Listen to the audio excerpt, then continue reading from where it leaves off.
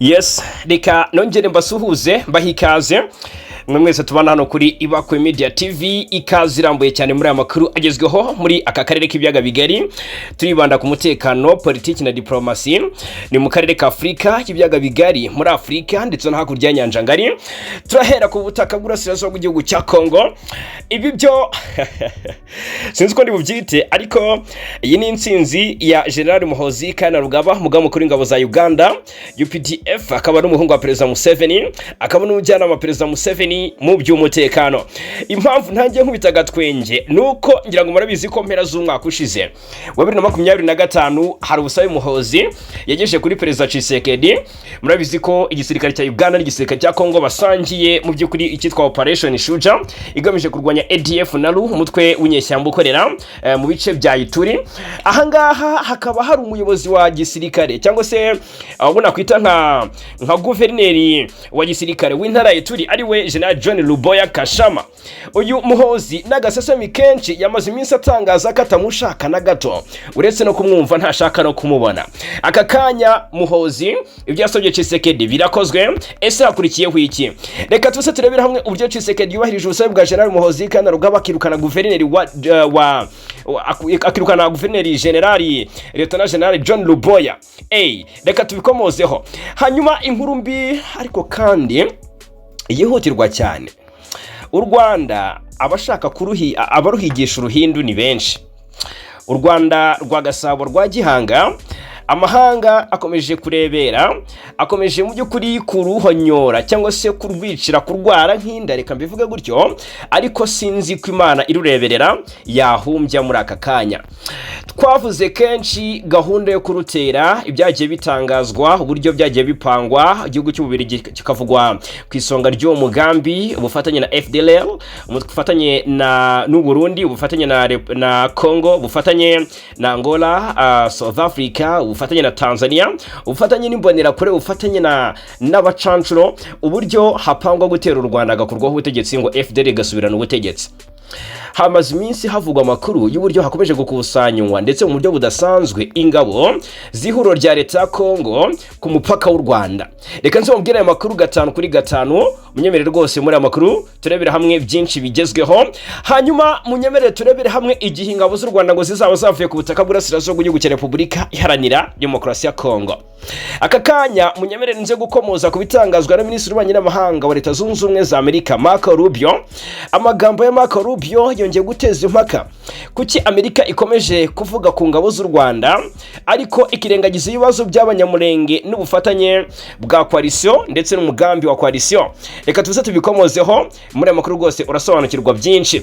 Ibitero bya Fardc byongeye kukaza umurego no kuraza Rwantambi abatuye iminembwe ndabibabwireho. AFC M23 so hitangazo iregura kuri Fardc, ngira ngo murabizi ko ku munsi w'ejo mu makuru twatambukije twabwiye ku byo M23 ishinjwa gukorera mu bice bya Rucuru. Aka kanya M23 itangazo isohoye ibyamaganira kure turabikomozaho. Umuherwe wari inshuti y'akadasuka Perezida Ndayishimiye ari mu mazi abira azira AFC M23 n'u Rwanda. SU ninde ndaje mbabwiraho 5 kuri 5. Umusirikare ufite ipeti rya Lieutenant General muri Congo yitwa Rwibasira uyoboraga amashami ya gisirikare yakuwe ku mirimo ye, nabyo ndababwiraho 5 ku kandi. Hanyuma ndababwira abenshi bari baza kuri iki kibazo batese koko Perezida Ndayishimiye azibuka nk'uharaniye amahoro mu burasirazuba bwa Congo, bijyanye no kuba yoroheje ingabo zirwana ku ruhande rwa guverinoma Kinshasa, bijyanye no kuba yarya avuga byinshi bitandukanye ku mutekano mu burasirazuba bwa Congo. Iki kibazo baraza batese koko Ndayishimiye arashaka umutekano mu karere. Reka nze mbasubize nkurikije ibiri gutangazwa muri inkuru 5 kuri 5. Hanyuma rero Minisitiri Nduhungirehe ni Minisitiri w'Ububanyi n'Amahanga w'u Rwanda n'ubutwererane asanga umuhuza utabogamye ari we uzageza akarere ku mahoro arambye. Reka nze mbabwiraho muri aya makuru. Umugandekazi wafatiwe mu bujura bw'abanki hariya i Kinshasa yoherejwe mu Budage. Ni umudagekazi murambabarira uherutse gufatirwa mu bujura bwa banki hari i Kinshasa yoherejwe iwabo. Turabikomozaho. Mu karere k'Ibiyaga Bigari muri Kenya, Major General John Mayiso yagizwe umugaba wungirije w'ingabo za Kenya AF cyangwa se mu gihe AFC M23 yateye twatsi ibirego bya Fardc biyishinja kwica abasivile Kiseguro. Aya namakuru tujye kuba tugarukaho. Hanyuma General Mubaraka Muganga yakiriye abanyeshuri n'abarimu bo mu ishuri rikuru rya gisirikare ryo mu Buhinde.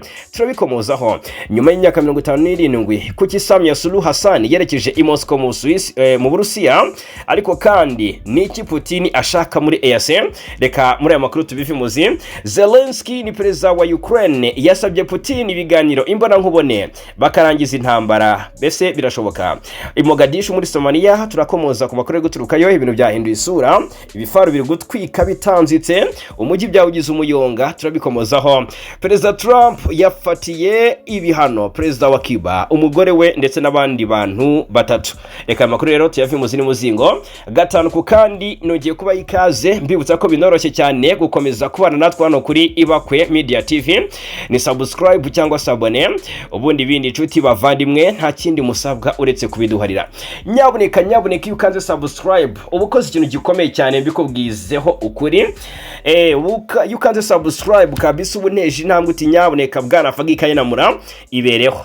Iyo ukanze like tubona ko ubikunda, ari nako utanga igitekerezo ukanasangiza abandi aya makuru. Ibi byose ariko nkuko murambi babwira ukabikora mu gihe nawe ubwo wumva wanogewe. Reka mpere ku makuru ateye impungenge cyane yo gutura ku mipaka y'u Rwanda na Repubulika ya Demokarasi ya Kongo. Haravugwa ikusanyirizwa rinini ry'ingabo z'ihuro ry'ingabo za leta ya Kongo ku mipaka y'u Rwanda. Namakuru aturuka ku bantu batandukanye bo mu gace ka Kivu y'Amajyepfo avuga ko muri iki cyumweru rwose habaye kohereza ingabo nyinshi ku bwinshi za leta ya Kongo hafi y'umupaka wa Kongo n'u Rwanda. Ibi biba nyuma yuko mu kwezi gushize umutwe wa AFC M23 ko ingabo zawo mu bice bimwe ukazisubiza ahitwa Ikatogota, ahari mu birometero bike uvuye Kamanyola ku mupaka wa Kongo n'u Rwanda. Amakamyo 12 atwaye abasirikare bari mu mutwe udasanzwe wa Hibu Special Force wa Fardc, abarwanyi ba FDLR, ingabo z'u Burundi FDNB cyangwa se Force de Défense Nationale du Burundi, abarwanyi ba Wazalendo ndetse n'abacancuro b'abazungu. Aya makamyo ngo yabonetse yinjira muri Repubulika ya Demokarasi ya Kongo anyuze ku mupaka wa Kavimvira ni muri teritwari ya Uvira aturutse mu gihugu cy'u Burundi. Muri ayo makamyo 12 arindwi yafashe inzira yerekeza i Kamanyola ni ku mupaka wa Bugarama ndetse ku ruhande rw'u Rwanda, maze ngatangira kohereza ingabo ku murongo wa Katogota.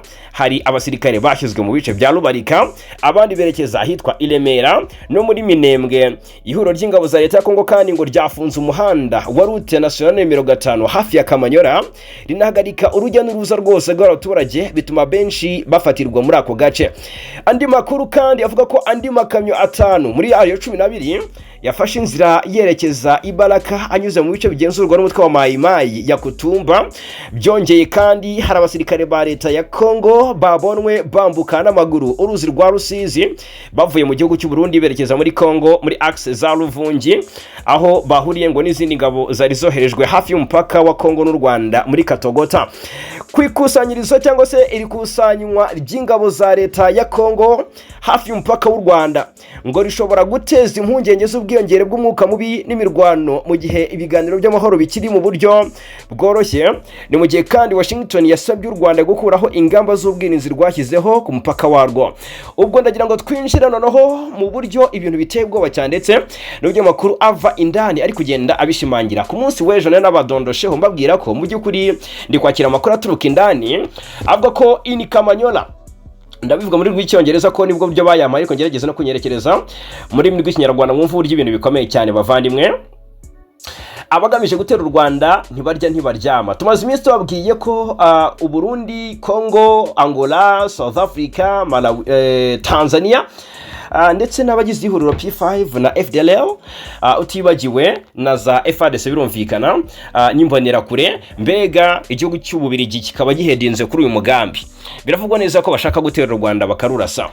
Amakuru nakiriye ku munsi w'ejo nababwiyeho, reka nongere mbibutse mu bihuze n'aya ngaya ntangiye mbabwira mwumva uburyo ibintu bikomeye cyane. Mu by'ukuri ngo ni umutaramu uri hariya mu bice bya Kivu y'Amajyepfo yakiriye amakuru iminsi hafi 2 ikurikiranya, amakuru agaragaza mu by'ukuri ko imyiteguro ya coalition ndetse harimo n'ukuboko kwa MONUSCO ikomeje kuba mu by'ukuri ishyirwa ku rwego rwo hejuru. Ngo Kamanyola ibintu ntabwo byoroshye bavandimwe, bati ini Kamanyola we received the following information which has been carefully examined. Cyangwa se nko kuvuga ngo muri Kamanyola ngo twakiriye amakuru akurikira ngo ni amakuru yakorewe ubugororangingo. Bati ubwo bagiye baneminga bana nambaringa cyangwa se babara bati iyi ni inkuru twakiriye mu buryo bw'ibanze, iyi niyo yaje kurikiraho ariko twamenye n'impamvu nyamukuru. Bati insanje yesterday ubwo birumvikana na makuru twahawe ku munsi wo kwa kane tariki enye bavuga bati yesterday ubwo bavugaga kwa gatatu nyine. In Sanje many FDLR and Fardc soldiers were present. Many were located in Kibogoye at Monisco and in Kabunambo. Their number was estimated in 3,609. Muri Sanje ku munsi wo kwa gatatu tariki eshatu aba FDLR benshi, ingabo za Kongo nyinshi zagaragaye, abasirikare cyangwa se izi ngabo zabaga mu bice bya Kibogoye zagaragaye mu bice bya Kibogoye ahari inkambi ya Monisco cyangwa se ahabarizwa Monisco ndetse na Kabunambo. Ngo umubare cyangwa se uko banganaga bose ko bakabaye bagera barabarirwa mu 3609. Ngo intego nyamukuru cyangwa se objective, the FDLR will attack Rwanda via Kamanyola toward Bugarama and the Fardc will attack Bukavu via Ngomo. Bati rero FDLR izataka Rwanda iturutse Kamanyola ndetse iciye irasa Bugarama, ariko nanone na Fardc nayo iri gupanga nuko ngo bashaka kujya baca impande zitandukanye. Ngo Fardc izataka Bukavu iciye Ngomo. Bavandimwe bakavuga bati nka Kigogo hari aba Fardc benshi nimbonera kure zaturutse mu Burundi ndetse n'abazalendo baturutse mu matsinda 6 aba ngo nabo bagaragaye muri ibyo bice bya Kagogo, ndetse bikavugwa neza ko intego yabo y'umukuru ari ukwataka ahitwa Kageregere. Abahazi muze kumbwira ahitwa Ruvungi Fardc forces cyangwa se ingabo za Kongo wazalendo na FDLR bagaragaye cyane ku bwinshi mu bice byahangaha Ruvungi. Intego nyamukuru rero ngo bafite ngo nukugaba bitero cyangwa se kubombereza ahitwa Katogota. Ikalemi Kinshasa yohereje icyitwa drone ndetse n'amahereko butagira kuri 7. Gahunda yayo rero ngo nukwataka cyangwa se kugaba bitero mu bice bya Bukavu, Bugarama no ku ruhande rw'u Rwanda nyine birumvikana, bakataka bagahungabanya umutekano w'u Rwanda. Aya ngo namakuru agikorerwa ubugororangingo kandi mu by'ukuri bivugwa ko ari amakuru aremereye cyane. Nshuti bakunzi bacu murabyumva neza, nizere ko tugenda na gatanu ku kandi. Ibi bije bikurikira amakuru n'ubundi nari ntangiye mbabwira y'uburyo havuzwe ikusanywa rinini ry'ingabo z'ihoro rya leta ya Kongo ku mipaka y'u Rwanda. Tubabwira ibyiri coalition n'uburyo iri kwiyambamanyiriza gutera u Rwanda. Ese murumva koko uyu mugambi uhari? Nubwo mu by'ukuri bigaragara ko bawukora mu ibanga, gusa amakuru tukayakurura mu buryo bwacu bwihariye bijyanye no kwa tugira imboni hirya no hino mu bice bitandukanye. Murumva koko uyu mugambi Imana irebera u Rwanda yahumbya ukagerwaho mukurikije uko ingabo z'u Rwanda zakajije ingamba z'ubwirinzi ku mipaka, dore ko ari ingamba leta z'ubumwe za Amerika ziri gusaba u Rwanda gukuraho. Murabona koko abigana he? Nagira ngo dusangire ibitekerezo bavandimwe, kuko aya namakuru mu by'ukuri mba nakira kandi akaba ari amakuru abakomeye cyane mba ngomba kugira ngo mu by'ukuri nyabasangize mu buryo bumwe cyangwa se ubundi. Izo ngamba z'ubwirinzi z'u Rwanda ziriho kandi zikaba zimwe mu zizaburizamo ibyo bitero coalition iri gutegura ku bwinshi. Ariko se mwumvise amagambo aherutse gutangazwa n'umunyamabanga wa leta zunze ubumwe za Amerika ushinzwe ububanyi n'amahanga Marco Rubio, azikomoza kubw'uko ngo Washington ngo yizeye ko ingabo z'u Rwanda ziri muri Republika Demokarasi ya Kongo ngo zizaba zatangiye kuhava mu kwezi gutaha kwa 7. Yongeye kubyutsa impaka rero ndende ku buryo Amerika ireba ikibazo cy'umutekano mu burasirazuba bwa Kongo. Amerika ifatwa nk'umuhuza ukwiye kuba atabogamye, ariko kandi akaba akomeje kubogama mu buryo budasanzwe. Reka tubirebere hamwe. Yitwa Marco Rubio yabitangarije komisiyo y'ububanyi n'amahanga y'inteko nshinga amategeko ya Amerika, aho yavuze ko hari intambwe imaze guterwa mu ishyirwa mu bikorwa ry'amasezerano y'amahoro hagati ya Kigali na Kinshasa. Avuga kandi ko Washington ibona ibimenyetso by'uko u Rwanda rutangiye kubahiriza ibyo rwemeye. Nyamara amagambo yongeye kuzamura ikibazo kimaze imyaka myinshi kivugwaho, mu by'ukuri azamura impaka. Ese koko u Rwanda rufite ingabo mu burasirazuba bwa Kongo? Mumbwire namwe. Kuva intambara y'ihuriro Alliance Fleuve Congo M23 yongeye kubura mu burasirazuba bwa Kongo, leta y'u Rwanda yakomeje guhakana yivuye inyuma ibitero by'uko ibirego by'uko ifite ingabo zayo ku butaka bwa Kongo nk'uko ibishinjwa. Kigali yakomeje gushimangira ko nta ngabo zayo ziri muri Kongo, ahubwo ko yafashe ingamba zo gukaza umutekano ku mipaka yayo kubera ibikorwa by'imitwe y'urwanya irimo FDLR n'umutwe washinzwe n'abagize uruhare muri jenoside yakorewe abatutsi muri 1994. Mu bihe bitandukanye abayobozi b'u Rwanda bagiye bavuga ko ikibazo nyamukuru atari u Rwanda, ahubwo ko ari ukubaho kwa FDLR n'ubufatanye bw'uyu mutwe w'igisirikare cya Kongo Fardc. Ibintu byaragarutsweho muri raporo zitandukanye z'imiryango mpuzamahanga. Rero ni muri urwo rwego amagambo y'Amakuru yavuzwe nkaho afata mu by'ukuri nk'ukuri ibirego bya Kinshasa mu gihe Kigali itigeze yemera ayo makuru. Abakurikiranira hafi iki kibazo bakomeje kwibaza impamvu Amerika igaragaza ubushake bwo gushyira igitutu ku Rwanda ndetse no ku mutwe wa AFC/M23, ariko ntigaragaza imbaraga nk'izo mu kwamagana ibindi bibazo bimaze imyaka myinshi byibasira abaturage mu burasirazuba bwa Kongo. Mu myaka irenga 10 ishize imiryango myinshi y'abanyamurenge yakomeje gutabarizwa amahanga ivuga ko mu by'ukuri abaturage bayo bagabweho ibitero ku bwinshi n'imitwe yitwaje intwaro ikorana cyangwa se ifatanya na Fardc, harimo Wazalendo, FDL ndetse n'ingabo z'u Burundi zoherejwe muri Republika Demokarasi ya Kongo hashingiye ku masezerano y'igisirikare hagati ya Gitega ndetse na Kinshasa. Mu bihe mu bice bya Minembwe, mu bice bitandukanye nyine bya Minembwe, Bibogobogo, Bijombo, Mikenke, Rurambo n'ahandi muri teritwari ya Fizi na Uvira, abaturage bavuga ko habaye ubwicanyi, gusahura imitungo, gutwika imihana ndetse no kunyaga umutungo ku rwego rutarabonerwa umuti. Imiryango iharanira uburenganzira bwa muntu cyangwa se inyungu z'abanyamurenge ivuga ko mu myaka mike ishize inka zisaga 500 zanyazwe. Abaturage b'abanyamurenge mu bitero byagabwe n'imitwe yitwaje intwaro bagiye bicwa mu bice bitandukanye mu plateau ya Minembwe. Aya matungo yari isoko cyangwa se yari isoko nyamukuru y'ubukungu bw'ingo nyinshi zo muri ako karere. Kugeza ubu nta gahunda ifatika ya leta Kinshasa iratangazwa gusubiza ayo matungo cyangwa se guhana ababigizemo uruhare. Ibigaragaza ko nta butabera abanyaminembwe bazigera babona rwose, n'ababutegereje ubwo bizereka amaso azahera mu kirere. Abaturage benshi bakomeje kwibaza impamvu ibibazo nk'ibi bidahabwa umwanya ukwiye mu biganiro mpuzamahanga, mu gihe ikibazo cya AFC/M23 cyo gihora kivugwa cyane mu nama mpuzamahanga no bitangazamakuru bikomeye. Kimwe mu bibazo bikomeje guteza impungenge ni ibirego by'ubufatanye hagati ya Fardc n'imitwe irimo FDLR ndetse na Wazalendo.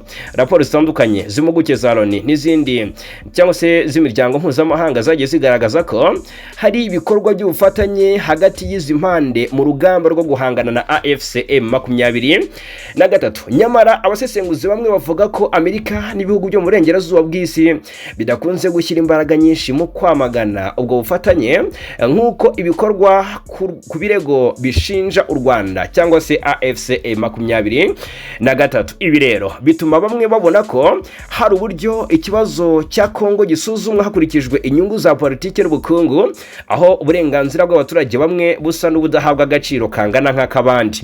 Nubwo Amerika yemeza ko hari icyizere cy'uko amasezerano yasinywe hagati ya Kigali na Kinshasa azatanga umusaruro, impuguke nyinshi zivuga ko amahoro arambye atazagerwaho igihe cyose impamvu z'umuzi zateye intambara zizaba zitarakemurwa. Harimo kandi n'ikibazo cy'umutekano muke w'abanyekongo bivuga Ikinyarwanda, ikibazo cya FDLR gizwe n'abasize ku Rwanda muri jenoside yakorewe abatutsi, ikibazo cy'ivangura rikomeye rikorerwa amoko amwe namwe, ikibazo cy'uburenganzira ku butaka ndetse n'ikibazo cy'imitwe yitwaje intwaro ikomeje gukorera mu burasirazuba bwa Repubulika ya Demokarasi ya Kongo. Abakurikiranira hafi iki kibazo bavuga ko amahoro nyayo azasaba ko amahanga areba ibibazo byose nta kurobanura, aho kwibanda gusa ku ruhande rumwe rw'amakimbirane. Mu gihe Washington ikomeje kugaragaza icyizere ku masezerano y'amahoro, abaturage mu misozi miremire ya Minembwe, Bijombo na Mikenke bo bavuga ko rwose igikenewe mbere na mbere ari umutekano, ubutabera n'uburenganzira bungana ku baturage bose hatitaye ku bwoko cyangwa se inkomoko yabo. Nkuko natangiye mbibabwira ku nkuru y'impinduka zakozwe na Perezida Tshisekedi ku busabe bwa General Muhoozi Kainerugaba, iyi ni inkuru iremereye kabisa ngomba guhita mbagezaho. Birumvikana ko mwabibonye no kuri titre nabikoze cyangwa se nayihereyeho naba ngiye kure. Perezida Felix Antoine Tshisekedi wa Repubulika ya Demokarasi ya Kongo yavanye ku mirimo Lieutenant General John Luboya Nkashama wari umaze imyaka 5 ari guverineri wa gisirikare w'intara y'Ituri. Kuri wa gatanu tariki 5 Kamena nibwo Tshisekedi yavanye Luboya kuri ziriya nshingano nk'uko bigaragara mu iteka ryasomeye kuri radio na televiziyo bya leta, radio televiziyo nationale ya Congo RTNC. Yahise asimburwa na General Major Kasongo Mulumba Batoka Gabi. Lieutenant General Luboya yavanwe ku nshingano zo kuyobora intara y'Ituri mu gihe umugaba mukuru w'ingabo za Uganda General Muhozi akaba n'umuhungu wa President Museveni kabisa yakunze kugaragaza ko atamushaka na gato. Muhozi mu butumwa yatambukije ku rubuga rwa X zari Twitter mu mpera z'umwaka ushize yakunze gusaba ubutegetsi bwa Kinshasa kuvana mu by'ukuri uriya musirikare ku buyobozi bwa Ituri. Mu mpera z'umwaka ushize Muhozi yanditse ku mbuga nkoranyambaga kuri X ati ndashaka ibintu bitatu byonyine muri Congo. Ati mbere ati muhagarike kwica abaturage banje, aho yavugaga abahema n'abatutsi bavandimwe mu byumve neza. Icya kabiri ati ni muvane wo guverineri w'uburozi wa Ituri, uyavugaga John Luboya. Uyu ni Muhozi Ken Rugaba yari yarakunze gushinja uyu Luboya John kuba yarakunze kwitambika ibikorwa byo kurwanya umutwe w'iterabwoba ADF. Ingabo za Uganda zimaze igihe mu by'ukuri zifatanya n'iza Congo Kinshasa Fardc mu kurwanya uyu mutwe. Amushinja kandi kuba mu by'ukuri ari we muyobozi w'umutwe wa Kodeko umaze igihe ukorera ubwishanyi bw'indengakamere abanyekongo mu bwoko bw'abahema. Muri 2025 kandi General Muhozi yateguje uriya mugenzi we wo mu ngabo za Republika ya Demokarasi ya Congo kwa zamuta muri yombi. Luboya kandi yirukanywe mu gihe intara y'Ituri yayoboraga yugarijwe n'icyorezo cya Ebola kimaze guhitana abarirwa muri za mirongo. Ubutegetsi bwe bwanenzwe kuba bwaranagaragaye mu by'ukuri cyangwa se bwararangaye kiriya cyorezo kikamara ibyumweru byinshi gikwirakwira mu baturage bitaramenyekana. Hanyuma ubwo ngubwo ndagira ngo mu by'ukuri turebere hamwe ubwo Luboya yirukanwaga ku nshingano zo kuba guverineri wa gisirikare mu ntara y'Ituri. Ntabwo ari zo mpinduka zakozwe gusa hano mu burasirazuba bwa Repubulika Iharanira Demokarasi ya Congo, kuko nahoze mbona, reka turebe niba mpita mbibona cyangwa se niba iyi nkuru mpita nyigeraho, hakozwe n'izindi mpinduka. Bigaragara ko Tshisekedi yashishije umweyo muri izi inshingano abandi bayobozi cyangwa se abandi basirikare. Uwitwa Lieutenant General Rwibasira Ruyumbu Obedi w'ingabo za Congo yahagaritswe ku mirimo ye yo kuba komanda w'amashuri ya y'igisirikare cya Congo nk'uko bigaragara mu nyandiko y'umugaba mukuru wa Fardc. Lieutenant General Rwibasira yasimbuwe na General Major Kalonda Famba Kafa nyuma y'inyandiko yerekeye ihagarikwa rya Lieutenant General Rwibasira Ruyumbu Obedi, komanda w'amashuri ya gisirikare. Mugizwe komanda w'amashuri ya gisirikare by'agateganyo kugeza igihe hazatangirwa amabwiriza mashya. Ati ndabasaba rero gukorana gukunda igihugu ku buryo muzagera ku byo umukuru w'igihugu abitezeho. Ibintu byatangajwe n'umugaba mukuru wa Fardc General Banza Mwilambwe Gile yemeza ishyirwaho rya General Major Kalonda Famba Kafa. Obedi Rwibasira, General Obedi Rwibasira yabaye umuyobozi w'akarere ka 34 ka gisirikare kizwi nka 34 Region Militaire ya Fardc muri Kivu ya ruguru, kandi yanabaye umuyobozi w'akarere ka 5 ka gisirikare ka Fardc muri Kasayi nkuko tubikesha ikinyamakuru Kivu Morning Post. Izo ni impinduka rero zakozwe mbagira ngo mpite mbabwira gatano ku kandi. Ibitero bya Fardc byongeye kurikoroza mu bice bigenzurwa na twirwana M23, byongeye kurikoroza mu bice bituwe n'abaturage b'abanyamulenge. Ubutegetsi bwa Kinshasa baravuga gukomeza ibitero byibasiye ibice bituwe cyane n'abaturage b'inzira karengane, nubwo mu by'ukuri nkuko bigaragara ahangaha bwihanangirijwe inshuro nyinshi. Ibikururira mu by'ukuri icyemezo gishobora gutuma Kinshasa igwa mu kangaratete, kuko M23 yatangaje ko igiye guhagurukira kujya isubiza inyuma ibyo bitero igaharanira no gufata ibice ibyo bitero byateye biturutsemo. Itangazo rashyizwe ahagaragara n'ihuriro rirwanya ubutegetsi bwa Kinshasa AFC M23 rivuga ko ijoro ryose yo guhitariki 4 rishyira iya 5 guhera saa 1 z'ijoro kugeza saa 11 z'igitondo saa 12 ihuriro ry'ingabo z'ubutegetsi bwa leta zateye ibisasu mu duce dutuwe cyane twa Gakenke, Bidegu na Mikenke, aha ni mu misozi miremire ya Minembwe. Iri tangazo rikomeza rivuga ko hakoreshejwe drone za kamikaze na drone zo mu bwoko bwa KT-1 na KT-6. M23 yongeye gushimangira ko izakomeza kurinda umutekano w'abasivile ndetse n'umutungo wabo. Ibi rero bigakurura kuba koko M23 nifata umwanzuro biza kurangira rwose yigaruriye ibyo bice mu buryo bumwe cyangwa se ubundi, aho bitera biturutse ndavuga ibyo bitero, naho M23 ikaba yahafata. Iki nicyo nababwira. Iri huriro kandi mu makuru ari kuvugwa cyane ryasohoye itangazo ku munsi w'ejo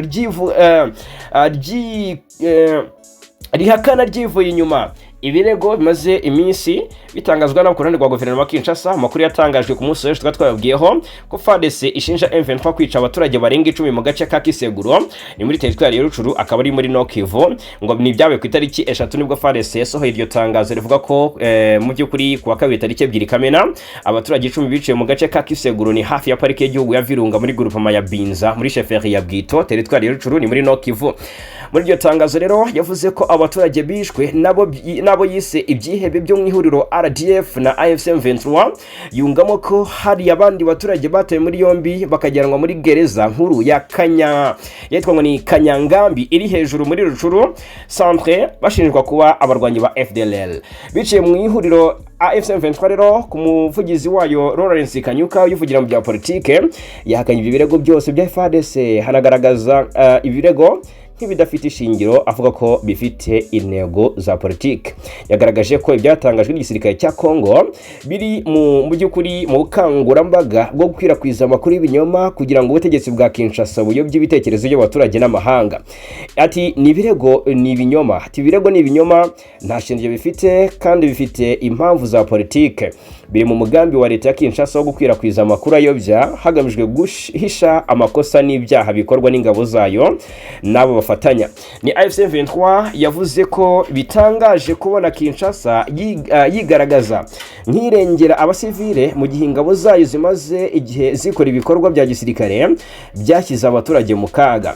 Iti biratangaje kubona Kinshasa ishaka kwiyerekana nk'umurinzi w'abasivile kandi ibikorwa bya gisirikare byayo byaragiye bituma abaturage bagabwaho ibitero by'ibisasu, indege zagera abapilote n'ibindi bitero byahitanye abantu benshi ndetse bigatuma abandi bava mu byabo.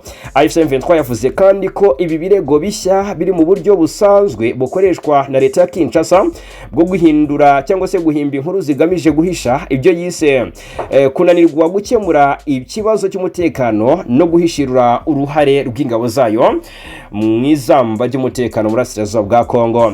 Uyu mutwe washimangiye kugamije mu by'ukuri cyangwa se ugikomeje kubahiriza amategeko mpuzamahanga arengera abasivile no gushaka umuturange w'ibibazo bimaze imyaka uruhuri nyinshi mu Burasirazuba bwa Repubulika Iharanira Demokarasi ya Kongo. Hanyuma reka mu by'ukuri mbabwire cyangwa se reka turebe ndetse mu by'ukuri tunagereranye turebe ibya Perezida Ndayishimiye ku kibazo cy'umutekano muri Burasirazuba bwa Kongo. Twagiye tubigarukaho ibyo yavuze, ibyo yagiye atangaza n'ibyo yakoze. Abenshi buribaza batese bizasaba iki kugira ngo Ndayishimiye ahabwe cyangwa se ashimirwe, ese azibukwa nk'uwaharaniye amahoro muri Burasirazuba bwa Kongo? Ababyibaza rero bahera kuko mu by'ukuri yaroheje ingabo kurwanya M23 zirwana ku ruhande rwa leta bikagorana, bahera ku kuba yari yohereje ingabo mu butumwa bwa ASRF cyangwa se East African Regional Force mu Burasirazuba bwa Kongo. Izi ngabo zari zaje ari z'u Burundi, Tanzania, Kenya, Sudani y'Epfo, Uganda, ariko birangiriza ingabo z'u Burundi zigumyeyo zirwana ku ruhande rwa guverinoma Kinshasa. Perezida w'u Burundi kandi akabona perezida wa Afrika yunze ubumwe.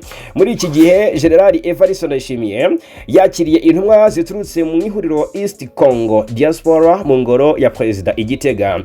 East Congo Diaspora ivuga ko ari urubuga rw'ingenzi mu gushaka ishoramari no kwagura ubukungu mu Burasirazuba bwa Kongo rukorera muri leta zunze ubumwe za Amerika. Ku munsi wa gatatu umuyobozi w'izo ntumwa Pastor Joshua Kibenzi Munonge yashyikirije Perezida Ndayishimiye impano y'ifoto ye mu rugo rwe mu gushimira rero ubwitange adahwema kugaragaza mu guharanira amahoro n'umutekano n'ubwiyunge mu Burasirazuba bwa Kongo, nk'uko byashyizwe ahagaragara na Presidence y'u Burundi ibinyujije kuri X Twitter.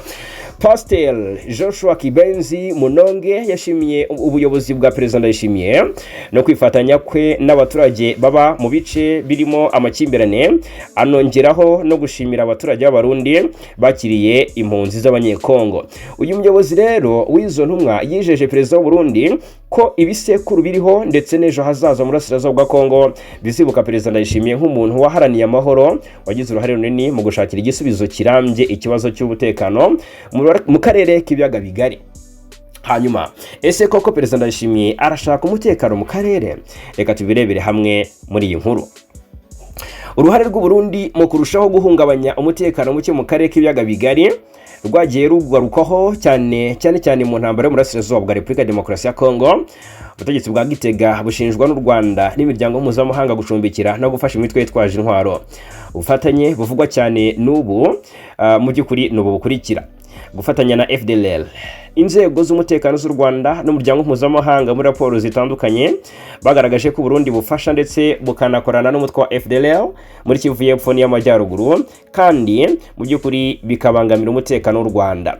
Gufasha imitwe nka FLN, Burundi bwavuzweho mu nkuru zitandukanye kuba inzira y'indiri cyangwa se inzira n'indiri by'abarwanyi umutwe wa FLN wigeze kugaba ibitero ku butaka bw'u Rwanda nk'ibyiciye abantu muri parike ya Nyungwe no mu turere twa Nyaruguru. Gufatanya na Fardc, guverinoma y'u Burundi ifatanya n'ingabo za Fardc ndetse n'imitwe ya Wazalendo bagamije kurwanya ihuriro ry'inyeshyamba za M23, ibintu bituma imirwano ikomeza gufata indi ntera no guhungabanya ituze ry'abaturage.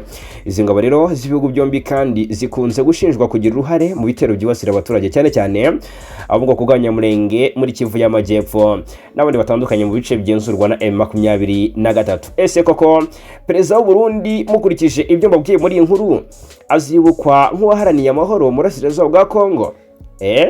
Iyo ni inkuru mbabwira ko ngira ngo namwe ubwanyu mutange ibitekerezo birumvikana, kuko uruhare rwe mu icwa ry'abaturage b'abatutsi mu burasirazuba bwa Kongo n'abanyamurenge muri Kivu y'Amajyepfo abenshi bararukerensa, ariko biragaragara ko u Burundi bukomeje kuba ubwenyegeza ikibazo cy'umutekano mu burasirazuba bwa Kongo, kikaba gikomeje gufata indi ntera, nyamara u Burundi bubigezemo uruhare. Hanyuma rero nimunyemerere mbabwire ko Minisitiri w'Ububanyi n'Amahanga w'u Rwanda n'Ubutwererane Olivier Nduhungirehe yatangaje ko umubano w'u Rwanda na Amerika umeze neza kuko watanze umusaruro ufatika mu ngeri zitandukanye zirimo ubuzima, ubucuruzi, umutekano n'ibindi, ndetse ahamya ko Amerika ari umuhuza mwiza ushobora gufasha kugera ku mahoro arambye mu karere k'ibiyaga bigari mu gihe yaba umuhuza utabogamye. Yabigarutseho ku munsi w'ejo muri tariki 4 mu birori byo kwizihiza isabukuru y'imyaka 150 y'ubwigenge bwa Amerika byabereye kuri ambasade ya Amerika mu Rwanda. Olivier Nduhungirehe yavuze ko kwizihiza isabukuru y'imyaka 150 y'ubwigenge bwa Amerika bibaye mu gihe Amerika n'u Rwanda byizihiza isabukuru y'imyaka 64 bimaze bifitanye ubufatanye. Ati ubufatanye rero hagati y'u Rwanda na Amerika bwatanze umusaruro mu nzego zitandukanye nk'ubuzima, ishoramari, ubucuruzi, guhanga ibishya, umutekano kandi n'ibindi byinshi, ku buryo rero ati dufatanya mu guteza imbere imibereho y'abaturage b'u Rwanda kandi tukaba tubyishimiye. Mu Rwanda hari sosiyete z'ubucuruzi z'abanyamerika zikora imirimo itandukanye harimo n'ubucukuzi bw'amabuye y'agaciro. Ati hano hari sosiyete z'abanyamerika nka sosiyete y'abanyamerika yitwa Trinity Metals icukura amabuye y'agaciro mu rwego rwa tungsten. U Rwanda ni urwa gatandatu ku isi mu kugira tungsten, tukaba twaranohereje mu mezi ashize tungsten ku isoko ryo muri Amerika. Ni ibintu byiza byo kwishimirwa. Amerika kandi yabaye umuhuza mu biganiro byahuje u Rwanda na Kongo, yasize hasinywa amasezerano y'amahoro n'ubufatanye mu by'ubukungu yashizweho umukono i Washington DC ku ya 4 Ukuboza umwaka ushize. Ati rero Amerika kandi nk'uko mubizi ikaba ari n'umuhuza mu mishyikirano y'amahoro hagati y'u Rwanda na Kongo, tukaba kandi twizera ko Amerika yadufasha kugira ngo tugarure amahoro arambye mu karere, ikadufasha mu gikuri iba umuhuza uhuza impande zombi ku buryo butabogamye, ari byo bizatuma mu by'ukuri tugera ku mahoro arambye mu karere. Ni amasezerano impande zombi zagiranye ajyanye nayo gusenya umutwe w'iterabwoba FDLR bikozwe n'ingabo za Congo, byamara gukorwa u Rwanda narwo rugakuraho ingamba z'ubwirinzi, harimo kandi ingingo yo gucyura impunzi. Ibi ni rero mu bikorwa remezo byitezwe ko u Rwanda na Congo bizongera imbaraga mu bufatanye mu kubaka urugomero rwa Rusizi ya gatatu ruzatanga megawati 206 z'amashanyarazi rucanira abaturage barenga 300,000. Biteganyijwe ko ruzuzura mwaka 2030 rutwaye miliyoni 800 z'amadolari y'Amerika. Hari kandi n'ibijyanye n'amabuye y'agaciro, aho u Rwanda na Congo bizajya mu cyiciro kirenze kuyacukura biyatunganye, kuko ari byo cyangwa se aribwo yagira inyungu, akagirira inyungu abaturage bo mu karere, kandi ko hazajyaho amategeko ahuriweho ajyanye n'umutekano w'ubucuruzi bw'ayo mabuye. Amasezerano ya Washington kandi ateganya ko ibihugu byombi bizifatanya gukura gaze metane mu kiyaga, bikumvikana ko bizanayatunganya bitunganye ingufu z'amashanyarazi.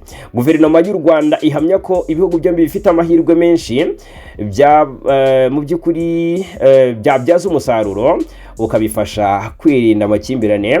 Yizera ko rero habayeho ubufatanye buteganywa mu masezerano ya Washington, akarere kagira amahoro arambye. Aha rero ni Minisitiri Nduhungirehe asanga umuhuza utabogamye ari we uzageza akarere ku mahoro arambye. Aha rero birasaba ko Leta Zunze Ubumwe za Amerika zidakomeza gufatira u Rwanda ibihano zirengagije mu by'ukuri uburyo guverinoma Kinshasa nayo nta gikora ngo ishyire mu bikorwa ibikubiye mu masezerano yasinyiwe i Washington DC muri Leta Zunze Ubumwe za Amerika. I Kinshasa haravugwa amakuru y'umudagekazi. Uyu mudagekazi kabisa yasebeje igihugu cye, ndabona bamusubije ni waba ariko yakoze agatendo. Ni Honorine Porsche ufite ubwenegihugu bw'Ubudage ukomoka muri Congo, yakatiwe n'ubutabera bwa Congo igifungo cy'imyaka 10 kubera uruhare yagize mu bujura bwa banki i Kinshasa. Uyu yimure mu Budage kuri wa 4 tariki 4 nk'uko byatangajwe n'ibiro ntaramakuru bya Congo ACP. Kwimurwa kwe aherekejwe n'abapolisi b'Ubudage byakozwe mu rwego rw'ubufatanye mu bijyanye n'ubucamanza hagati ya Repubulika Demokarasi ya Kongo n'Ubudage. Bivuga ko byaje nyuma yo kugerageza kwiyahura kwa Honorine Porsche muri gereza nkuru ya Makala i Kinshasa. Uyu yataye muri yombi rero mu kwakira umwaka ushize, akatirwa n'urukiko rwa gisirikare rwa Kinshasa Gombe igifungo cy'imyaka 10 kubera ubujura mu ishami rya Raw Bank riherereye mu gace ka Matonge gaherereye muri komine Kalamu hariya i Kinshasa, mu murwa mukuru wa Repubulika Iharanira Demokarasi ya Kongo. Hanyuma umugaba mukuru w'ingabo z'u Rwanda General Mubaraka Muganga ku munsi wa 4 yakira itsinda rigizwe n'abanyeshuri n'abarimu mu ishuri rikuru rya gisirikare ryo mu Buhinde ku cyicaro gikuru cy'ingabo z'u Rwanda. Aba rero bari mu rugendo shuri rw'icyumweru mu Rwanda rwatangiye ku wa mbere tariki ya 2 Kamena.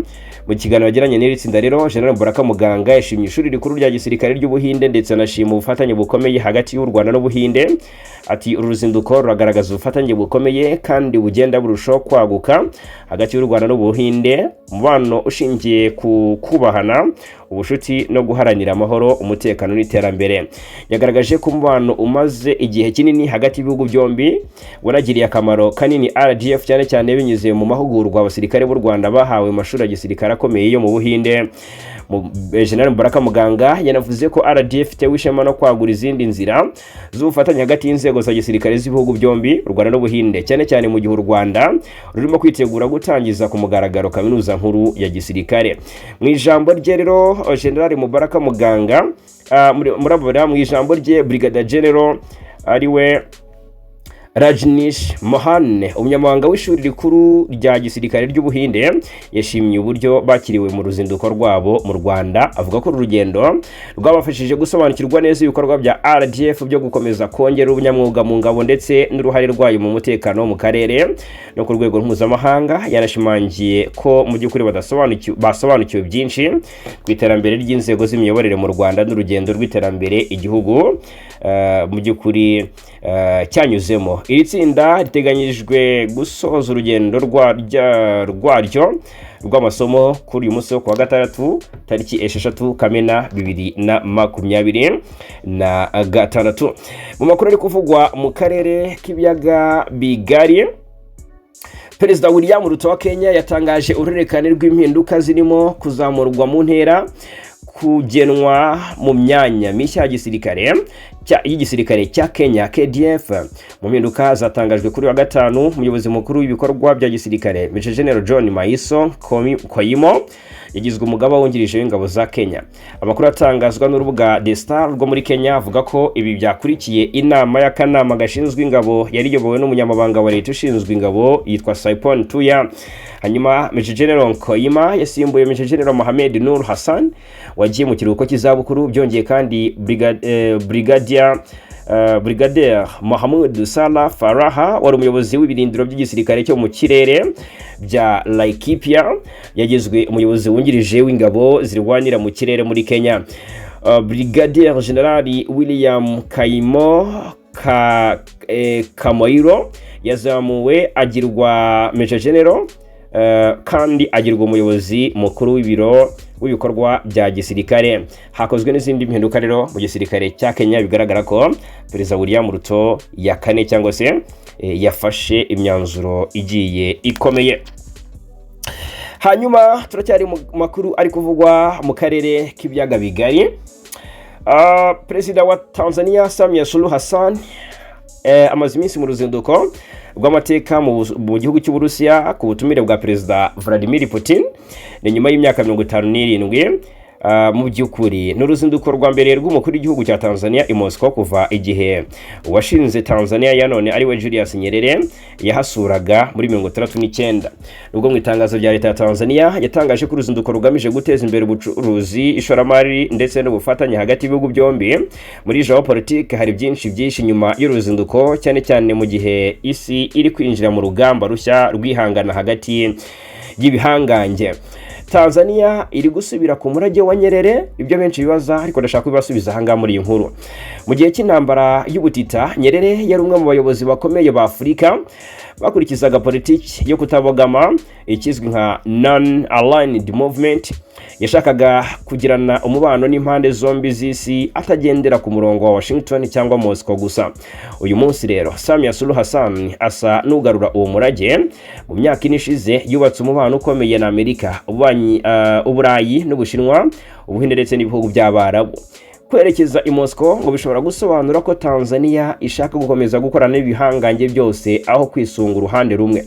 Perezida Putin ashaka iki muri Afurika y'Uburasirazuba? Abenshi barabyibaza kubw'iyi impamvu, kuko nk'ubwo ngubwo kuva intambara yo muri Ukraine yatangira, Uburusiya bwashyizweho ibihano byinshi n'ibihugu by'Uburengerazuba. Ibi byatumye Moscow ishaka abafatanyabikorwa bashya muri Afurika, Aziya na Amerika mu by'ukuri y'amajyepfo.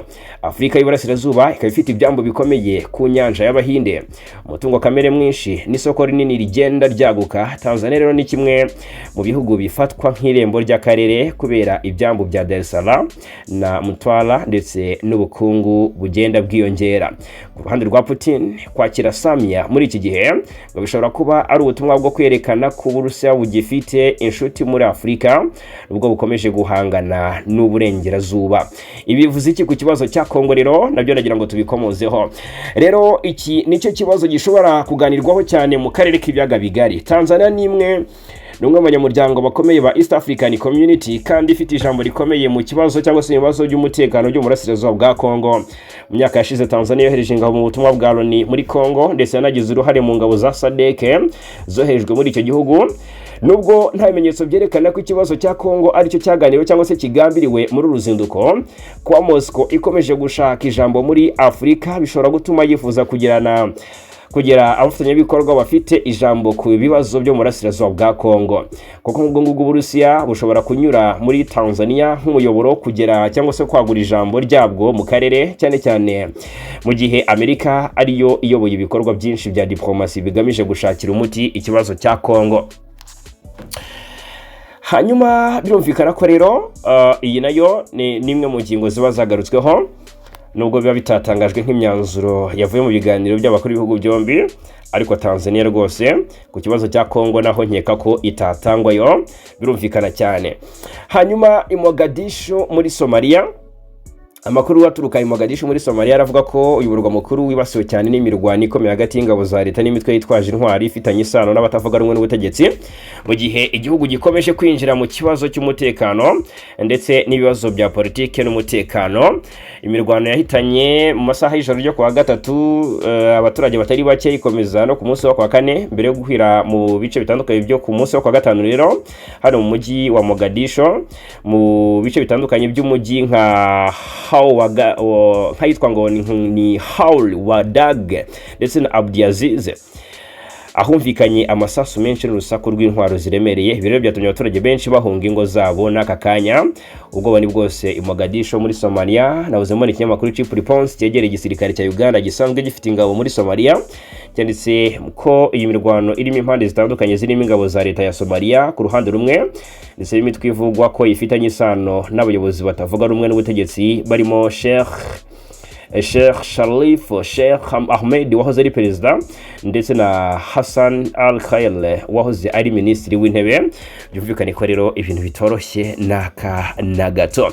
Hakurya y'inyanja ngari, Zelensky arasaba Putin ibiganiro imbona nkubone bakarangiza intambara. Ese koko birashoboka? Intambara imaze imyaka myinshi, ibihugu byombi byesurana, imaze gusenya byinshi, ariko perezida wa Ukraine Volodymyr Zelensky mu by'ukuri mu ibaruwa ifunguye yandikiye perezida w'Uburusiya Vladimir Putin, umuyobozi wa Ukraine yavuze ko ari bibi gutegereza gusa kugeza igihe intambara yo mu Burayi izongera kwitabwaho na Leta Zunze Ubumwe za Amerika.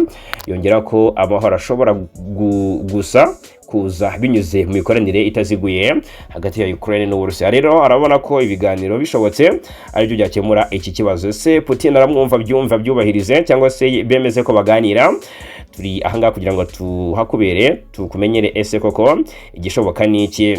Hanyuma reka mbabwire ko perezida wa Leta Zunze Ubumwe za Amerika Donald Trump uyu rero ku munsi wa kwa kane ubuyobozi bwa Trump bwafatiye ibihano perezida wa Cuba yitwa Miguel Diaz-Canel n'umugore we ndetse n'abandi bantu batatu mu gikorwa giherutse cya Washington cyo gushyira igitutu ku buyobozi bwa Havana, nk'uko bigaragara mu itangazo ryashyizweho umukono n'umunyamabanga wa leta wa Amerika ushinzwe ububanyi n'amahanga Marco Rubio.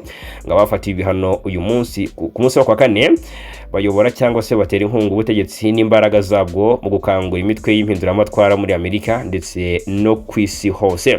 Ni icyemezo cyahise cyamaganwa na Havana, aho perezida Miguel wa Cuba agira ati ubu buhumyi bwa politike bwiyongera ku ngamba z'agahato zakoreshejwe mu byumweru bishize ku gihugu cyacu zigamije kugirira nabi abaturage ba Cuba.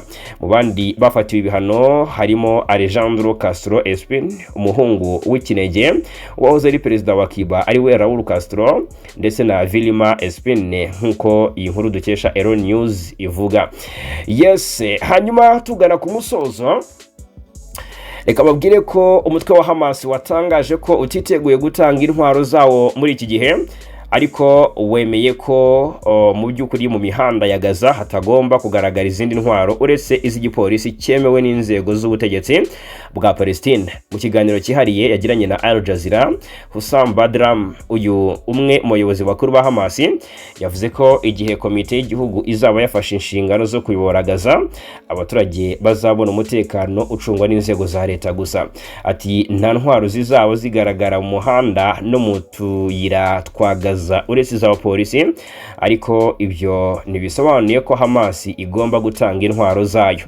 Aya magambo aje mu gihe hateganyijwe ibiganiro bikomeye bizabera i Cairo, aho imitwe 8 ya Palestine izahura kugira ngo ishake umuti w'ibibazo bikomeje gukomera no gukoma mu nkokora agahenge hagati ya Hamas na Israel.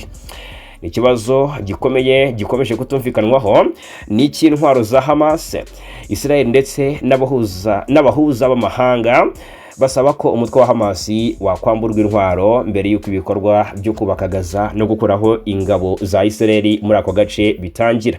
Ariko Hamas ivuga ko abaturage ba Gaza batakwemera ko ikibazo cy'intwaro gishyirwa imbere mu gihe abaturage bakomeje kubura ibiribwa, imiti n'ibindi nkenerwa by'ibanze. Abasesenguzi bavuga ko ibiganiro biri kuba mu gihe abaturage ba Gaza bakomeje guhura n'ingaruka z'intambara yamaze imyaka irenga 2. Ibitaro byinshi byarasenyutse, amashanyarazi biracyari ikibazo gikomeye kandi ubufasha bw'ikiremwa muntu bwinjira muri Gaza bukiri munsi y'ubwumvikane bwari bwarakizweho. Hanyuma kandi mu gihe abayobozi bakomeje kuganira ku ntwaro ku mupaka no ku buyobozi bwa Gaza, abaturage basanzwe bakomeje gutegereza umunsi amahoro arambye azagaruka kugira ngo bongere kubaho umutekano usesuye no kubaka ubuzima bwabo bushya. Ngaye nguko rero reka mbashimire cyane kubana natwe muri aya makuru yo muri iki gitondo cyo kuwa gatandatu tariki 6 Kamena 2026 5 kuri 5 hano kuri Ibakwe Media TV. Turakomeza kubana.